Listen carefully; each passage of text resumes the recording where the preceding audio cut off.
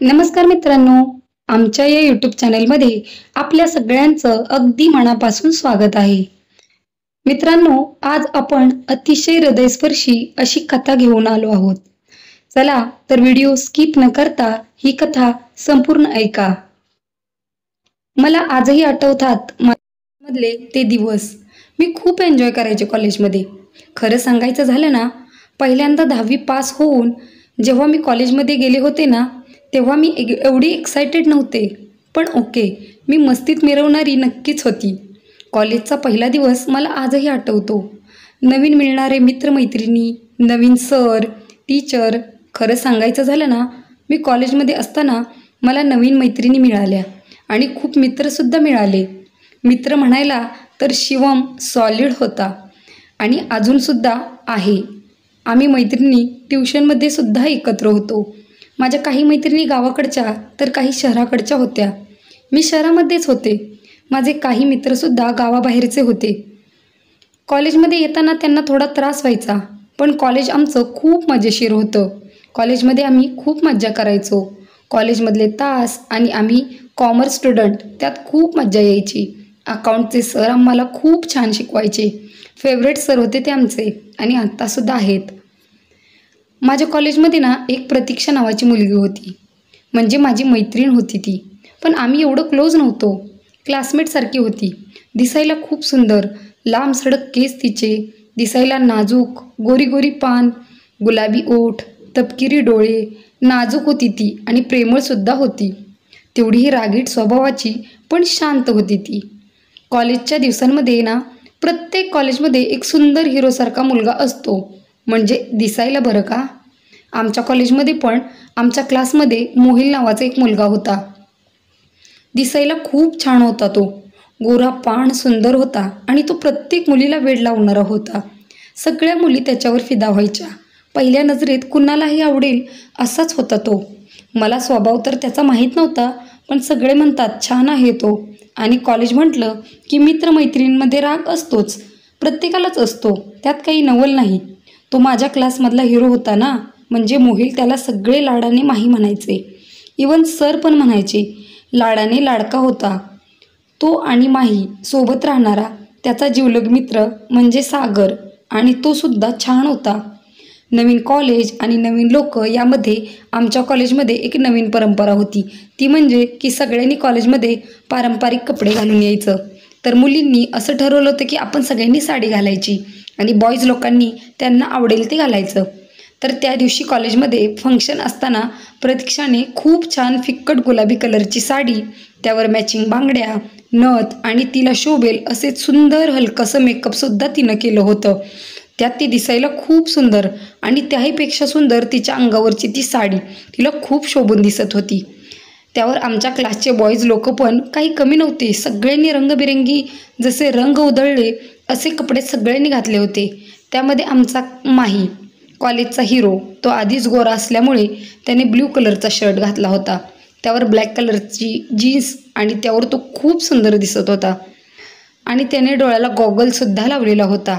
आम्ही तर पाहता क्षणी त्याच्यावर फिदा झालेलो. तर खरी गंमत आत्ता होती ती म्हणजे ज्या वेळेस आमच्या लाडक्या माहीने प्रतीक्षाकडे पहिली नजर टाकली, त्याच वेळेस तो तिच्या प्रेमात पडला असे बॉईज लोक म्हणायचे. मला माहीत नाही. आणि प्रतीक्षाही त्याला बघता क्षणी थोडी लाजलेली होती आणि त्याला बघताच तिच्या चेहऱ्यावरचा रंग अजूनच उठावदार दिसत होता.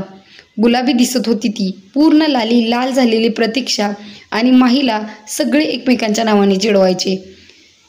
आणि काही दिवसांमध्येच त्यांचे दोघांवर कधी प्रेम झालं ते कळलंच नाही. छान दिसायचे ते दोघं. प्रतीक्षासुद्धा शांत होती त्याच्या पुढे आणि तो पण शांतच होता. आणि त्यामध्ये ते असतं ना, कोणी नजर लावायला येतं, दोघात तिसरा, मग त्यात सगळं विसरा. तिसरा व्यक्ती कोण? मग माझ्याच कॉलेजमधली माझीच मैत्रीण ऐश्वर्या. दिसायला ती पण छान होती. सावळा वर्ण, रेखीव डोळे, नाजूक ओठ आणि बारीकशी होती ती. तिलासुद्धा माही खूप आवडायचा.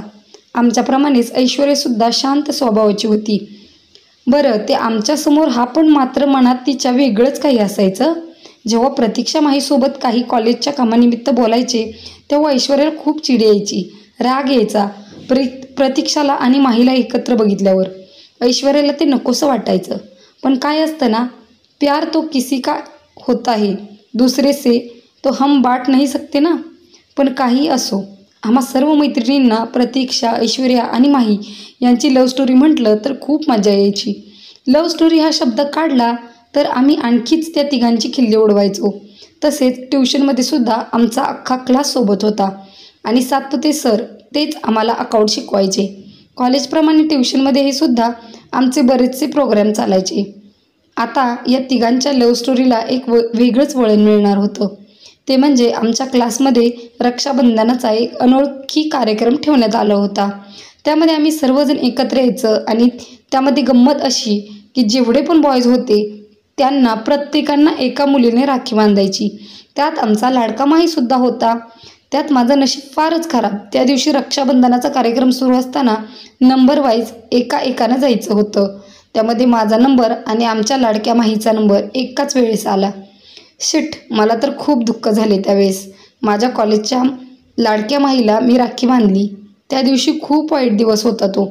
मी देवाकडे मनोमन प्रार्थना करायचे, मला माही नको येऊ देऊ, पण शेवटी ऊपरवाला अभी क्या कर सकता है. विधात्याने लिहून ठेवले असेल की काय माहीत नाही, पण मला नाईलाजाने माहीला त्या दिवशी राखी बांधावी लागली. आणि त्या दिवसापासून आमच्यात भाऊ बहिणीचं नातं. असो, पण त्या दिवशी काही वेगळंच घडणार होतं प्रतीक्षाच्या आयुष्यामध्ये. आमच्या सगळ्या मैत्रिणींचा ग्रुप प्रोग्राम झाल्यानंतर एकत्र जमला होता.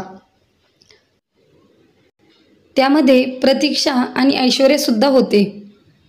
त्यामध्ये आमच्या क्लासमधली लाऊडस्पीकर म्हटलं तरी चालेल ती म्हणजे माया ऐश्वर्या. आणि प्रतीक्षाला तिने एक टोला दिलाच लाडक्या माहीचा. तो म्हणजे असा 2 शिकारी आणि 1 पक्षी. आता याचा अर्थ काय तर प्रतीक्षाने फारच मनावर घेतलं. ती बिचारी माया गंमत करत होती, आम्ही सुद्धा मजाक करत होतो तिची, पण तिला ते अजिबात आवडलं नाही, म्हणजे प्रतीक्षाला बरं. तर त्यामुळे आमच्या प्रतीक्षाने एक निर्णय घेतला त्याच वेळेस की माहीला ती भाऊ मानेल. आम्ही प्रतीक्षाला खूप समजून सांगण्याचा प्रयत्नसुद्धा केला, पण ती काही ऐकायलाच्या मनस्थितीत नव्हती. शेवटी सगळे आपापल्या घरी जात असताना प्रतीक्षाने माहीला आवाज दिला, माही थांब म्हणून. आणि त्याच क्षणी तिने बॅगमधून माहीसाठी राखी काढली आणि त्याला बांधून दिली. तो बिचारा काय करणार, खाली मान घालून त्याने ती राखी बांधून घेतली. फार वाईट वाटलं आम्हाला, पण साधी भोळी प्रतीक्षा ती सुद्धा कोणाला सांगेल, डायरेक्ट सांगणारी सुद्धा नव्हती ती. आणि त्याच वेळेस ऐश्वर्याच्या चेहऱ्यावर एक वेगळाच आनंद दिसत होता. ऐश्वर्याला वाटलं की त्या दिवसापासून माही माझा, तर तो तिचा गैरसमज होता. त्या दिवसापासून सगळं बदललं गेलं. प्रतीक्षाच्या कामामध्ये व्यस्त होती, तर माही बिचारा लांबूनच प्रतीक्षाकडे चोरून नजरेने पाहत असायचा. ऐश्वर्याने खूप प्रयत्न केला माहीसोबत बोलण्याचा. तिच्या मनातलं सुद्धा तिने सांगितलं असेल कदाचित त्याला, पण तो मात्र तिला साध्या मैत्रिणीप्रमाणे समजायचा.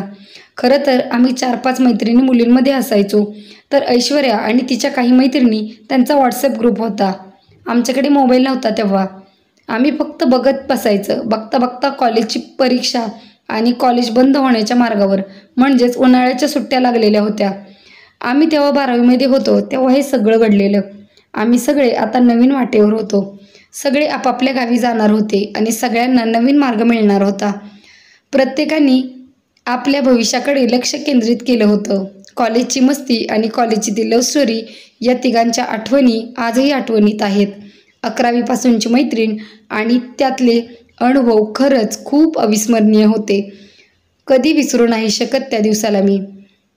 मित्रांनो, व्हिडिओ आवडला असेल तर व्हिडिओला लाईक करा, शेअर करा आणि तुम्ही जर या चॅनलवर नवीन असाल तर चॅनलला सबस्क्राईब करायला विसरू नका.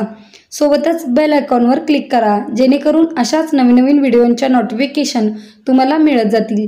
भेटूया पुन्हा अशाच एका नवीन कथेसोबत. धन्यवाद.